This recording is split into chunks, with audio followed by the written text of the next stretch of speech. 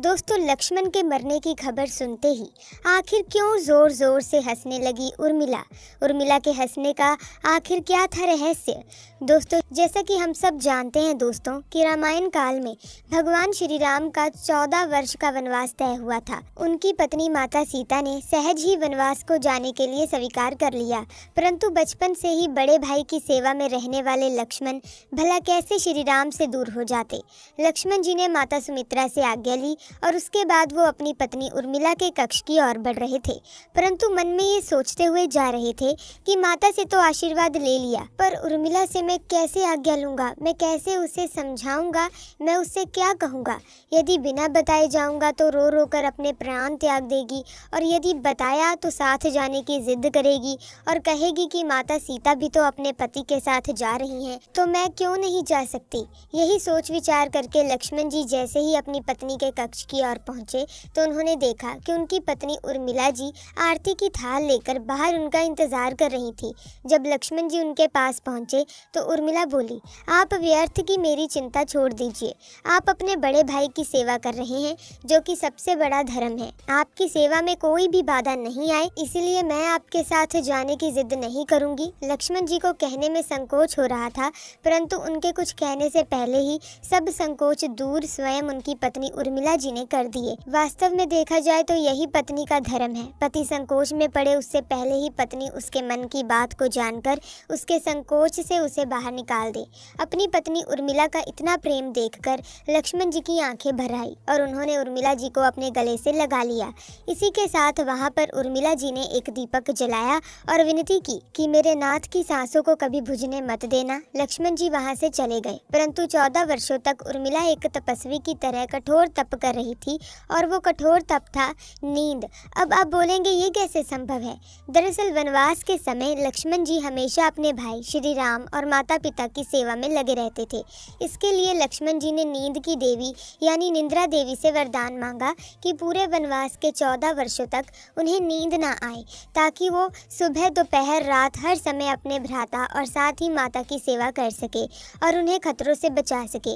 नींद की देवी ने लक्ष्मण जी के सेवा भाव से प्रसन्न होकर उन्हें वरदान दिया, लेकिन एक शर्त भी रखी कि लक्ष्मण जी के बदले उनके किसी चाहने वाले को 14 वर्षों तक सोना होगा। कहते हैं कि ये कार्यभार स्वयं उनकी पत्नी उर्मिला ने संभाला। 14 वर्षों तक उर्मिला सोती रही। उन्हीं की बदौलत लक्ष्मण जी कभी भी सोए नहीं। उर्मिला ने जहाँ एक तरफ दीपक की लौ जलाए रखी तो वहीं दूसरी तरफ गहरी नींद लेती गई। कहते हैं कि लक्ष्मण जी और मेघनाथ का जब युद्ध हुआ था तब उस समय लक्ष्मण जी मूर्छित हो गए थे, जिस वजह से उर्मिला राज्य भवन में जाग गई थी। ये वाला प्रसंग तो आप सब जानते ही होंगे कि जब हनुमान जी संजीवनी बूटी लेने के लिए हिमालय पर्वत गए थे और उधर से जब पहाड़ लेकर लौट रहे थे तो बीच में उन्हें अयोध्या के ऊपर से गुजरना पड़ा। भरत जी ने राक्षस समझकर उन पर बाण मार दिया और हनुमान जी नीचे गिर गए। जब उनको होश आया तो होश आने पर हनुमान जी ने भरत जी को सारी कहानी बताई कि किस तरह रावण पुत्र मेघनाथ ने लक्ष्मण जी पर हमला कर दिया, इसीलिए लक्ष्मण जी के प्राण संकट में हैं और उनके लिए वो संजीवनी बूटी लेने गए थे।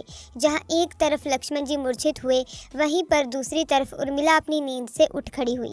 बाद में उनकी भेंट स्वयं हनुमान जी से भी हुई थी, लेकिन एक तरफ जहाँ माता कौशल्या ने ये सब सुना तो उन्होंने कहा, हे हनुमान, राम से कहना लक्ष्मण के बिना अयोध्या में पैर भी मत रखना।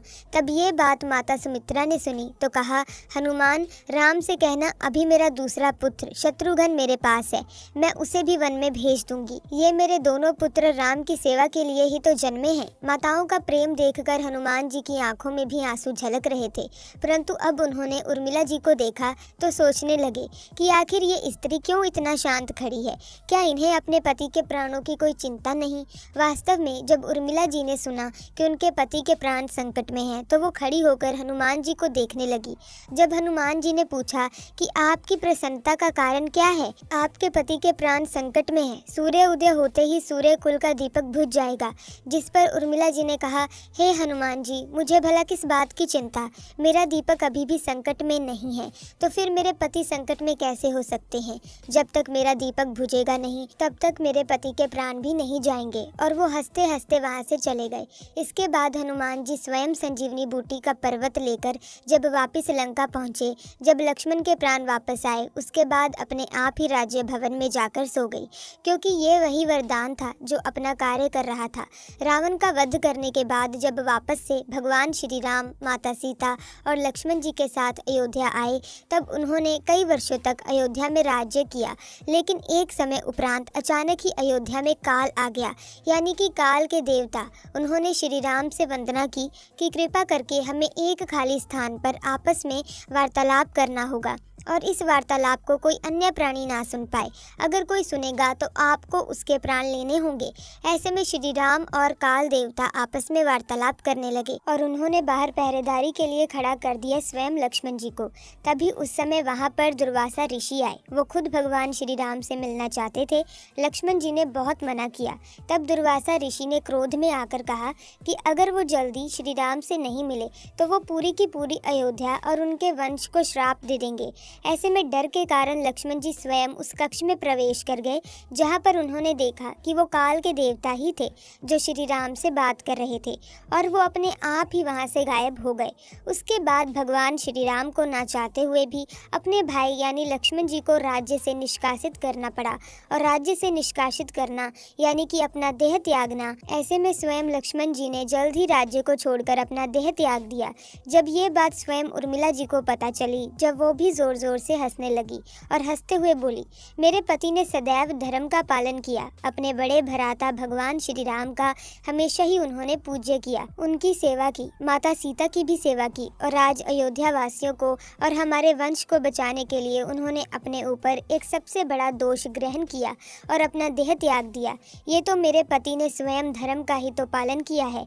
और ऐसे में वो जोर जोर से हंसते हंसते उर्मिला जी ने भी अपने प्राण त्याग दिए। ऐसे में दोस्तों कमेंट सेक्शन में हमें हाँ या ना में उत्तर ज़रूर दीजिएगा।